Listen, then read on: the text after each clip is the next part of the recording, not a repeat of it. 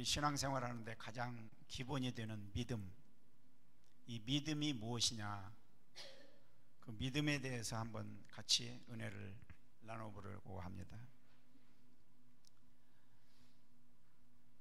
로마서 1장 17절 한 절입니다. 한번 같이 같은 음성으로 한번 읽겠습니다. 복음에는 하나님의 의가 나타나서 믿음으로 믿음에 이르게 하나니 기록된 바 오직 의인은 믿음으로 말미암아 살리라 함과 같으니라. 자, 우리가 사람들의 삶의 형태를 보면은 모든 게 믿음과 연관이 되어 있어요. 하다못해 시골에 보면은 그 장독대에다 물을 한 그릇 떠놓고 거기서 빌면서 뭐라고 소원을 얘기를 합니다. 그러면 그렇게 이루어질 줄로 알고 빌거든요. 체코에 가면은 수다프라의 가장 오래된 다리가 있어요. 이게 이제 카를교 다리라고 하는데, 거기에는 성인들이 30개의 그 동상들이 이렇게 세워져 있습니다. 아름답기도 하지만 사람들이 저기 가서 소원을 빌면은 이루어진다는 그런 그 풍설 때문에 사람들이 많이 간다고 그래요. 그 이유는 1393년에 당시 왕한테 사랑을 받지 못하던 왕비가 있었는데, 이 왕비의 마음이 항상 허전했어요.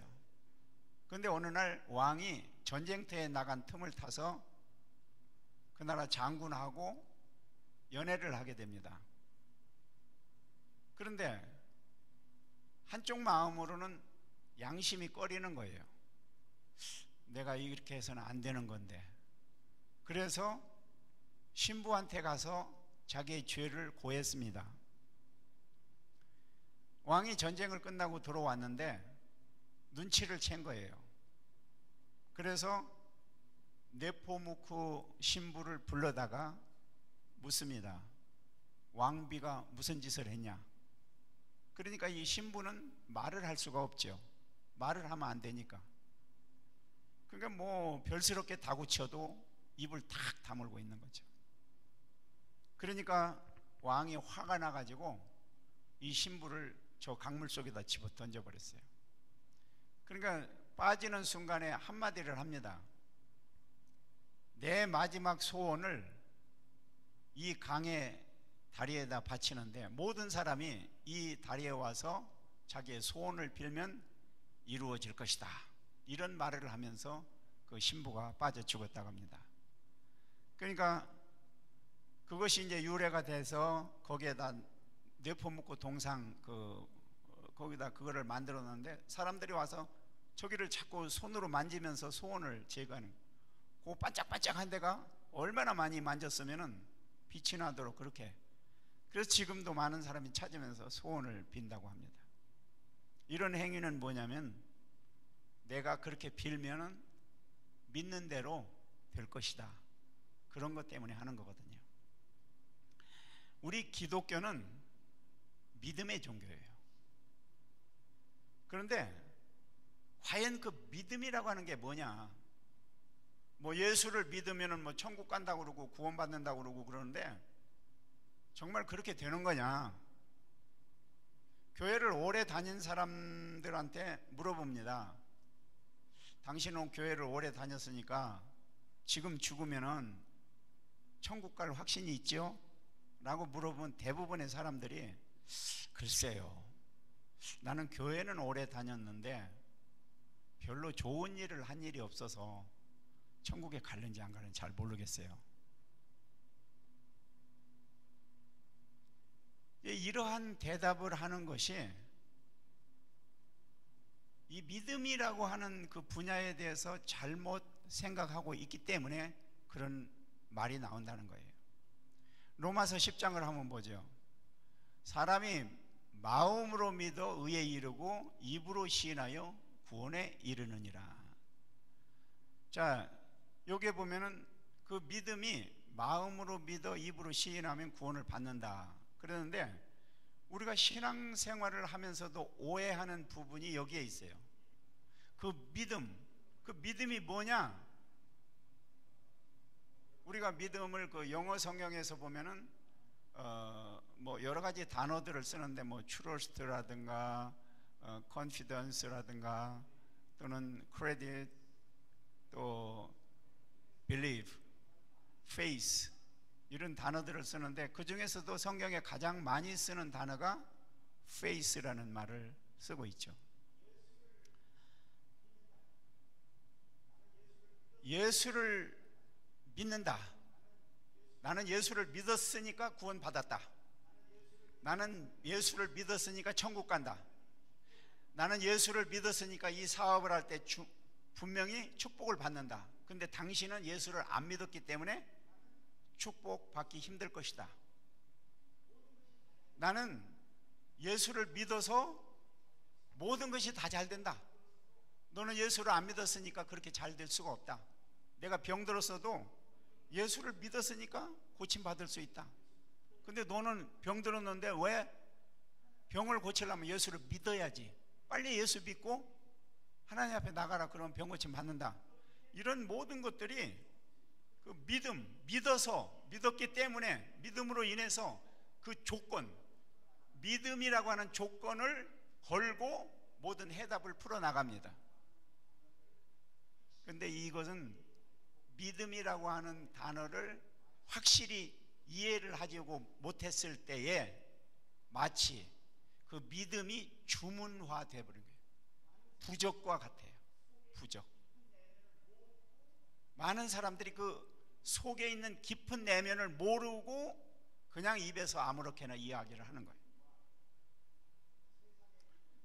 기독교의 믿음과 세상의 믿음, 그 종교의 차이가 있는데, 우리가 이 종교의 특성을 보면은 타 종교가 있어요. 타 종교는 자력 구원입니다. 그리고 우리 기독교는 타력 구원이에요. 그러니까 내가 믿어서 얻는 구원이 있고 다른 사람이 나에게 주어서 얻는 믿음이 있어요. 근데 타 종교는 내가 하나님께로 향해서 달려가는 거예요. 아니, 자기가 믿는 신들, 자기가 믿는 신들을 향해서 달려가고 찾고 구하고 매달리고 하는 것이 타 종교의 특성입니다. 그런데 우리 기독교는 하나님께서 우리에게 찾아오시는 거예요. 이것을 다른 말로 말하면은 하나님이 나에게 찾아오시지 않으면은 우리는 아무것도 할 수가 없어요. 내가 하나님을 만나려고 아무리 노력을 하고 100일 금식 기도를 하고 별짓을 다 해도 하나님을 만날 수 있는 게 아니에요. 하나님이 나한테 오기 전까지는 우리는 못 만나요. 우리는 보통 생각할 때 교회에서 열심히 예배하고 성경 공부하고 기도하고 헌금 내고 이렇게 열심히만 하면은 하나님 우리에게 다 축복해 주실 것이다. 그렇게 생각을 하는데 이게 이제 잘못된 편견이라는 거죠. 기독교는 그런 게 아닙니다. 이것을 착각하면 신앙이 온전하지를 못합니다. 모세가 궁중에서 자랐지만 살인사건 때문에 들판으로 도망갔죠. 양을 치면서 40년을 지냅니다. 마음은 허전하죠. 자기가 하고 싶은 일 모든 게 다 허송세월 보낸 것처럼 다 물거품이 돼버렸어요. 그런데 어느 날 하나님께서 모세 곁에 있는 떨기나무 가운데에 찾아가셔요. 떨기나무가 불이 확 붙는데 나무는 타지 않고 불만 붙어. 하도 신기해서 모세가 가까이 갑니다. 가까이 가니까 음성이 거기 들려지는데, 모세야 가까이 오지 말아라. 네 신발을 벗어서 이곳은 거룩한 곳이니라. 그 음성이 들리는데 이 모세는 깜짝 놀라는 거죠. 그 음성 속에 사로잡혀 버려요. 너무너무 그 음성이 듣지 못하던 정말 그 음성으로 인해서 모세는 식은땀을 쫙 흘리면서 와, 저분이 누구길래 저런 음성이 들릴까? 이제까지 모세는 하나님을 믿는다고 했지만 전혀 하나님을 만나본 일이 없어요. 그러다가 오늘 양을 치다가 떨기나무 가운데 찾아오신 하나님을 만나게 됩니다. 여기서부터 모세는 신앙의 시작이 됩니다. 하나님이 찾아오시기 전까지는 모세는 아무것도 못했어요. 궁중에서 무술도 배우고 학문도 배우고 여러 가지 다 익숙하게 했지만 자기 동족을 살리려고 힘도 써봤지만 아무것도 할 수가 없었어요. 그런데 하나님이 모세를 찾아오고부터 거기서부터 모세는 새로운 하나님의 일을 하게 됩니다. 우리가 신약에 보면은 바울이 나오죠. 바울은 정말 하나님을 향해서 얼마나 열렬했던 사람인지 몰라요. 그가 배운 학문이나 혈통이나 뭐 이런 걸 볼 때 정말 바울처럼 똑똑한 사람이 없었습니다. 그러니까 바울은 오직 하나님의 일이라면 발벗고 나서서 예수 믿는 사람들 건방지게 하나님을 모독하는 행위를 하고 있어 이러면서 잡아다가 대제사장한테 데려다주고, 그 오늘날도 다메섹으로 향하러 갈 때 대제사장의 그 임명장을 받고 예수 믿는 사람 모조리 잡아다가 주려고 가잖아요. 그때 하나님께서 나타납니다. 강한 빛이 쫙 쪼이면서 사울아 사울아, 예, 당신은 누구십니까? 나는 내가 핍박하는 예수다. 너무 놀랐죠. 아니, 십자가에 달려서 분명히 죽었는데 그 예수가 지금도 살아있단 말이야. 너무 충격을 받았어요. 그런데 예수님이 바울을 찾아오고부터 진짜 하나님의 일이 시작이 됩니다. 과거적에 바울이 열심을 내가지고 했던 일은 오히려 하나님 앞에 죄 짓는 행위만 했지 하나님의 일이 아니었어요. 그래서 중요한 핵심은 뭐냐면 하나님이 먼저 우리에게 찾아오셔야 된다는 거예요. 하나님이 찾아오시기 전까지는 우리는 아무것도 할 수 없는 그런 존재들입니다. 이것은 마치 물에 빠진 사람이 헤엄을 못 쳐가지고 막 죽어가는데 누군가가 건져주면 살아날 수 있는데 자기 힘으로는 도저히 못 나오는 거예요. 그래서 우리의 모든 행동 속에 일어나니 나 자신 스스로는 하나님을 만날 수도 없고 하나님을 믿을 수도 없고 하나님의 일을 할 수도 없습니다. 여기서부터 믿음이 시작되는 거예요. 나로부터 시작된 믿음은 믿음이 아닙니다.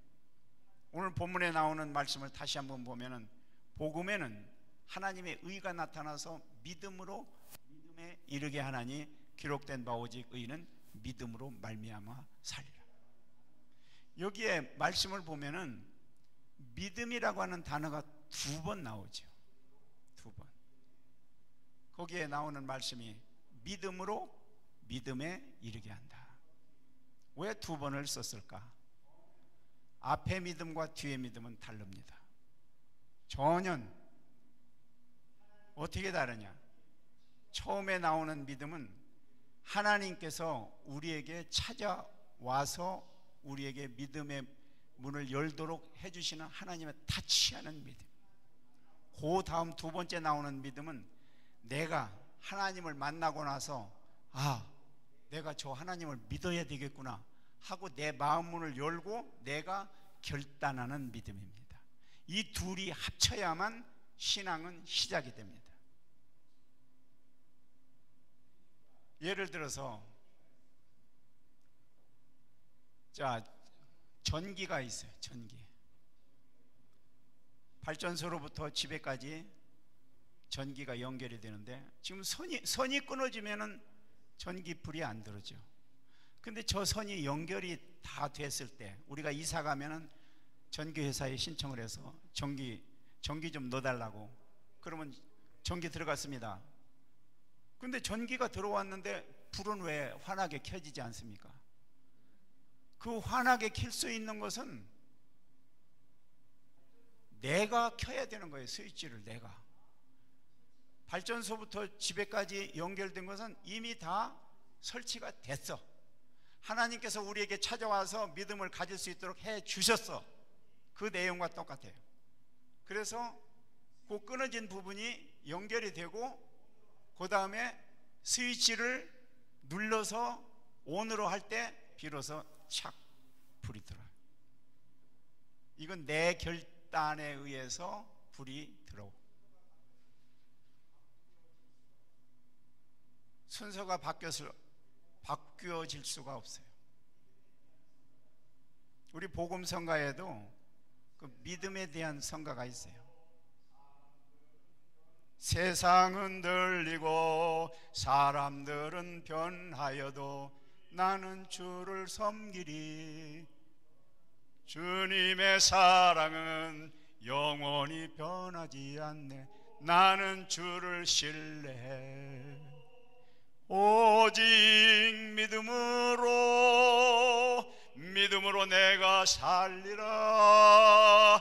오직 의인은 믿음으로 말미암아 살리라. 이 대단한 믿음으로 사는 거예요. 믿음으로. 하나님께서 찾아오는 것이 중요한 믿음의 시작입니다. 그러면 왜 하나님이 누구는 찾아가고 누구는 찾아가지 않느냐 이렇게 질문을 합니다. 이게 성경에서 나오는 선택이에요. 선택. 신명기를 한번 보죠. 너는 여호와 내 하나님의 성민이라. 내 하나님 여호와께서 지상 만민들 중에서 너를 자기 기업의 백성으로 택하셨나니 여호와께서 너희를 기뻐하시고 너희를 택하신 것은 너희가 다른 민족보다 수요가 많은 연고가 아니니라. 너희는 모든 민족 중에 가장 적으니라. 여호와께서 다만 너희를 사랑하심을 인하여서 또는 너희 열조에게 하신 맹세를 지키려 하심을 인하여서 자기의 권능의 손으로 너희를 인도하여 내시되 너희를 그 종 되었던 집에서 애굽 왕 바로의 손에서 속량하셨나니 그런즉 너는 알라. 오직 내 하나님 여호와는 하나님이시오 신실하신 하나님이시라. 그를 사랑하고 그 계명을 지키는 자에게는 천대까지 언약을 이행하시며 인애를 베푸시되 그를 미워하는 자에게는 당장 보응하시며 멸하시나니 여호와는 자기를 미워하는 자에게 지체하지 아니하시고 당장에 그에게 보응하시느니라. 자, 이 말씀을 보면은 하나님께서 세상의 모든 민족 중에 이스라엘 민족을 택하셨다.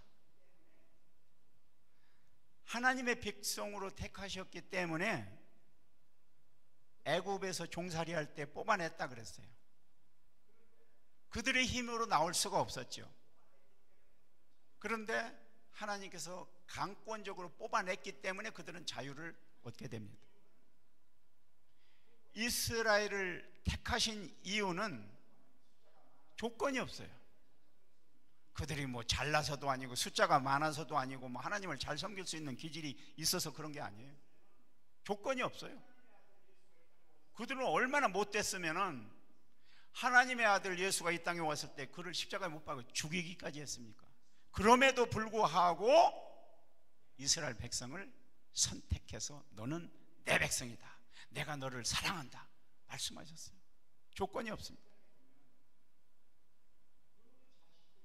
로마서 9장에 보면은 그 자식들이 아직 나지도 아니하고 무슨 선이나 악을 행하지 아니한 때에 택하심을 따라 되는 하나님의 뜻을 행위로 말미암아 앉지 않고 오직 부르시는 이에게로 말미암아 서게 하려 하사 리브가에게 이르시되 큰 자가 어린 자를 섬기리라 하셨나니 기록된 바 내가 야곱은 사랑하고 에서는 미워하였다 하신 것 같으니라. 이삭에게는 두 아들이 있는데 큰 아들은 에서, 작은 아들은 야곱. 근데 원래 이스라엘 사회가 장자 중심 사회거든요. 그러니까 모든 것이 권한이 장자에게 있어요. 축복도 장자에게 다 많이 줍니다.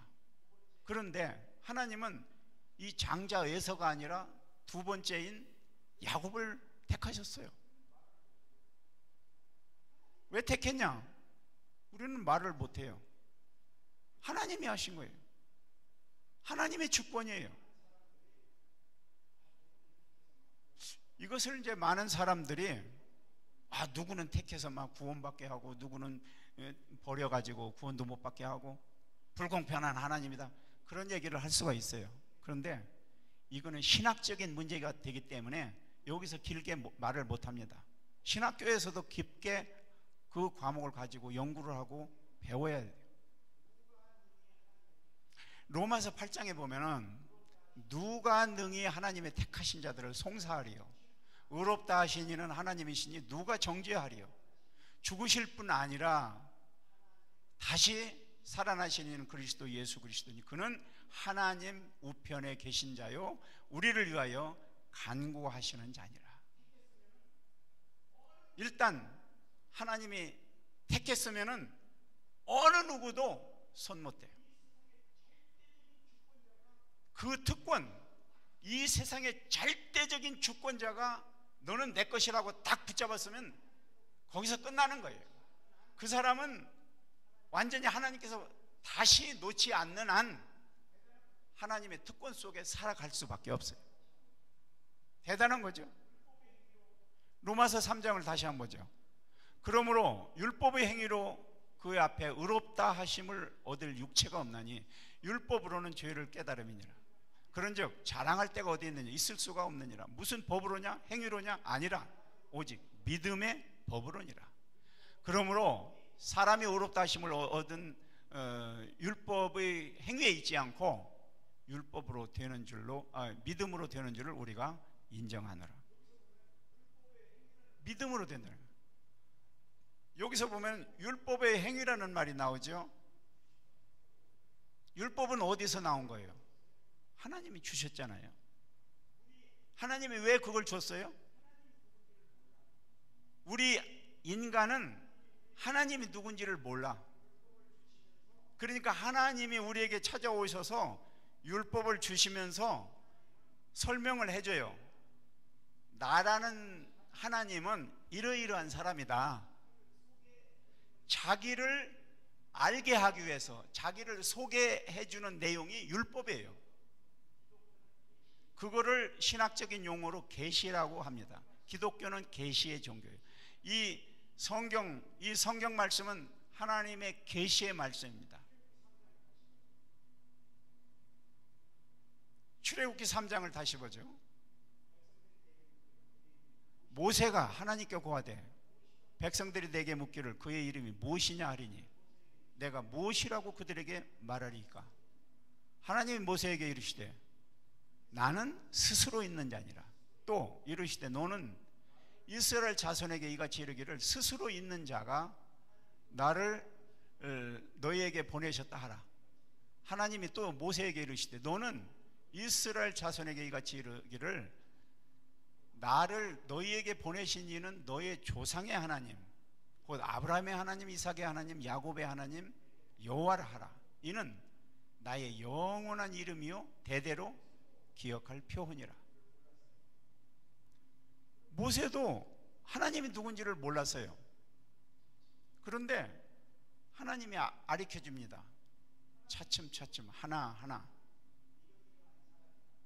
하나님께서 나는 이러이러한 사람이다. 하나님께서 인간들에게 자기 자신을 그 깊은 내용을 알려주시려고 우리에게 찾아오셔서 율법을 주셨어요. 근데 그 찾아오실 때 강권적으로 오신 게 아니라 인격적으로 오셨어요. 하나님의 온전한 인격. 하나님께서 강권적으로 하셨다면 내가 이거 율법을 너한테 주는데 나는 이 우주의 통치자다. 그러니까 너희는 이 율법대로 행해라. 순종하지 않으면 넌 죽어. 이렇게 했을 건데 그렇게 안 했어요. 하나님이 선악과를 만들어 놓고 다른 것은 다 먹어도 좋지만 이것만은 먹으면 안 돼. 사람들이 무슨 말을 하냐면 아이고 하나님도 참 쫄려래.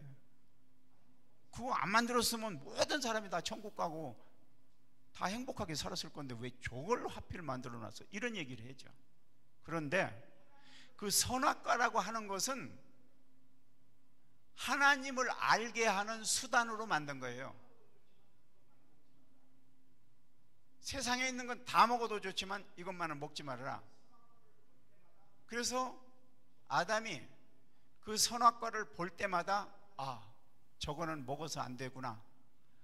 이 생각보다는 저거는 하나님이 계시다는 것을 가르쳐 주는 거구나.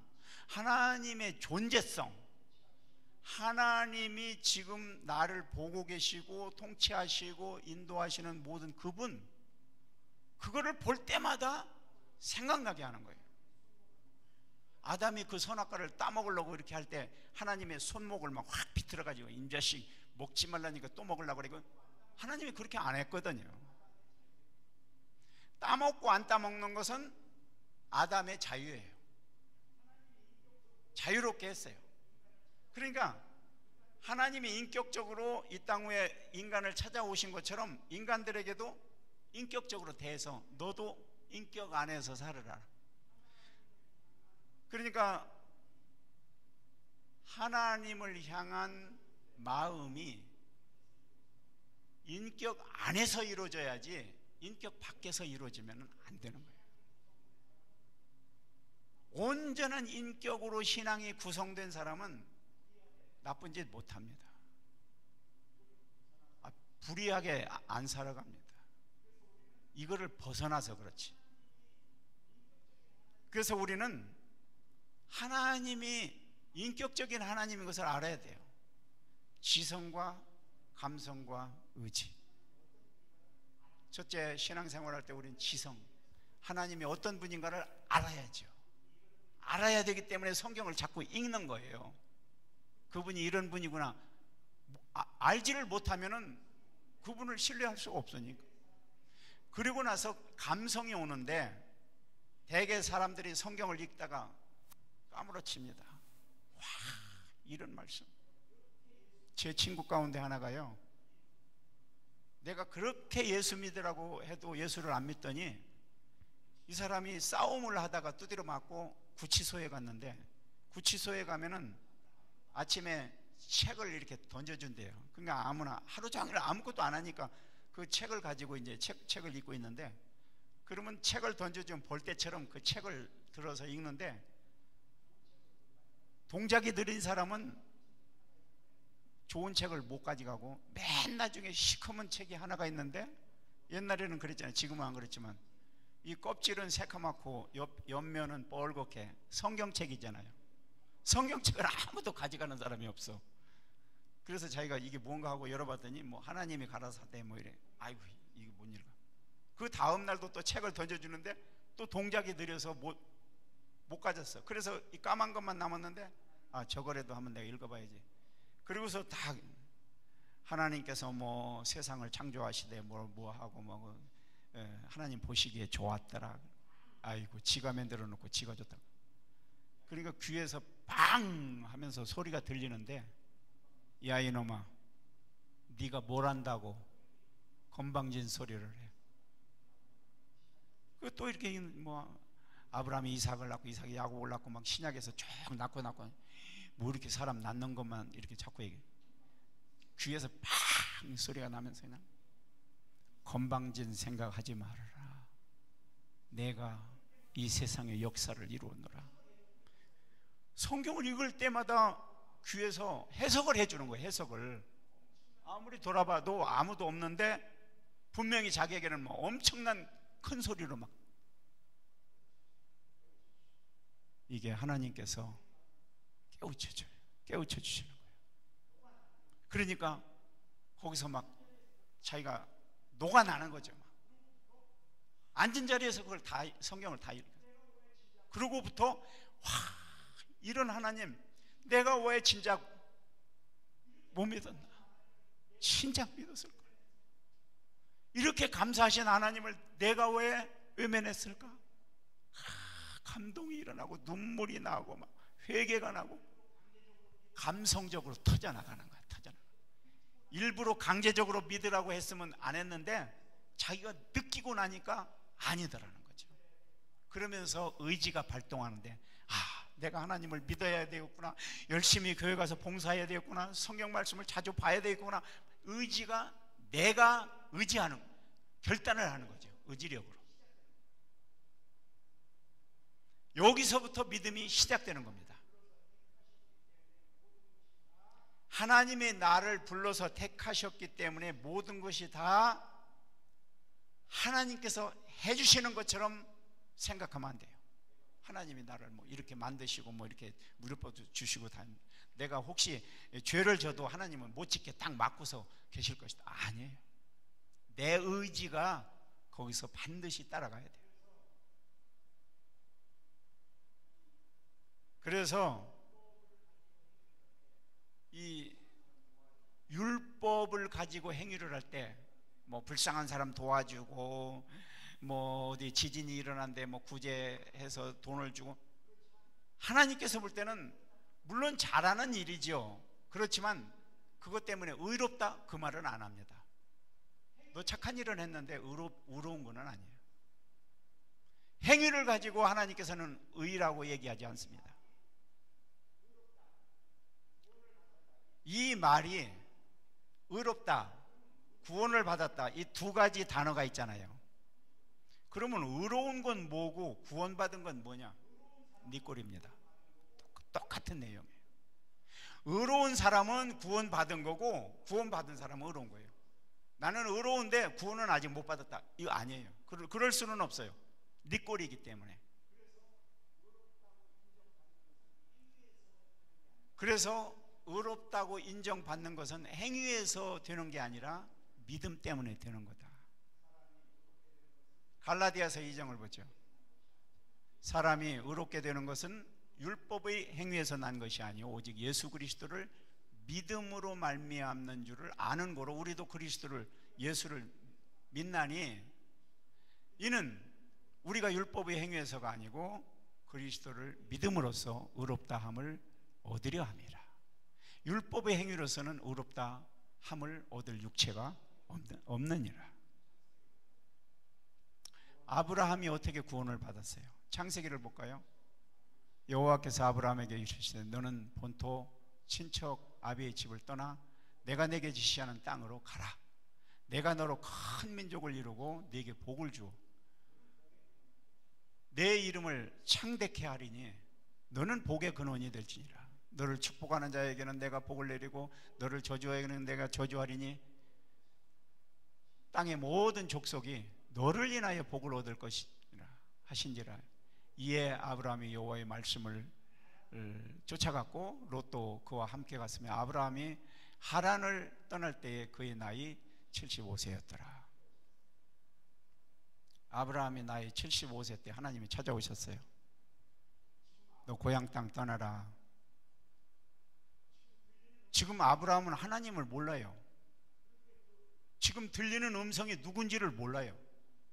그런데 그 아브라함아 너 고향 땅을 떠나라 할 때 그 음성이 아브라함을 확 사로잡는 그런 음성이에요. 거기에 뭐 아니 나는 뭐 아닙니다 그렇게 반항할 자세가 아니에요. 완전히 그 안에 그냥 꽉 빨려 들어가는 그 음성 속에 녹아나는 아브라함이 그걸 느껴요. 와, 저분이 누군지는 난 모르겠지만 저분이 하라는 대로 해야 되겠구나, 이런 마음이 나오는 거거든요. 근데 이건 믿음에서 하는 게 아니에요. 믿음에서 하는 게 아니에요. 그래서 무작정 떠납니다. 무작정 떠나는 게 어디서 뭐 때문에 했냐? 아브라함의 의지의 결정이에요. 결단. 떠났는데 이제 가다 하나님께서 이렇게 뭐 하나님 어디로 가야 됩니까? 뭘 가지고 가야 됩니까? 어디까지 가야 됩니까? 아무 묻는 말이 없어요. 그냥 조용하게 입 다물고 따라가는데 11장 8절쯤에 가서 보면은 이제 그분이 누군지를 조금 알 것 같아. 깨달을 것 같아. 그래서 여호와를 위하여 단을 쌓았다, 그 말이 나옵니다. 그러다가 창세기 15장쯤 가서는 아브라함이 여호와를 믿으니 여호와께서 이를 그의 의로 여기시고 또 그에게 이르시되 나는 이 땅을 내게 주어 업을 삼게 하려고 너를 갈대아 우르에서 이끌어낸 여호와로라.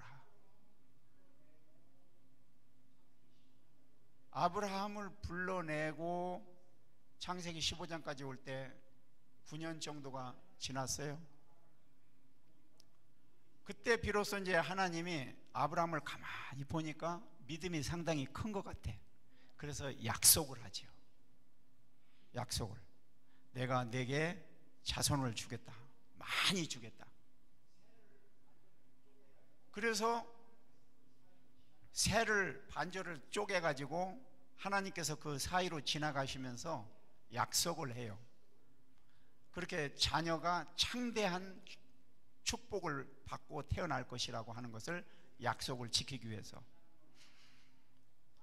하나님께서 이 쪼갠 사이로 지나는 거는 만약에 너나 나나 약속을 지키지 않으면은 이 쪼갠 새처럼 너희 몸도 반조각 쫙 잘라서 죽이겠다는 거죠. 약속 안 지키면 죽이겠다는 거예요. 그러면 아브라함이 그렇게 하자고 약속 처음에 제의를 했나요? 안 했죠. 하나님께서 일방적으로 한 거예요. 아브라함이 하나님에 대한 어떠한 제의도 없었어요. 그런데 하나님은 반드시 내가 지키겠다라고 확인을 시켜주는 거죠, 아브라함에게.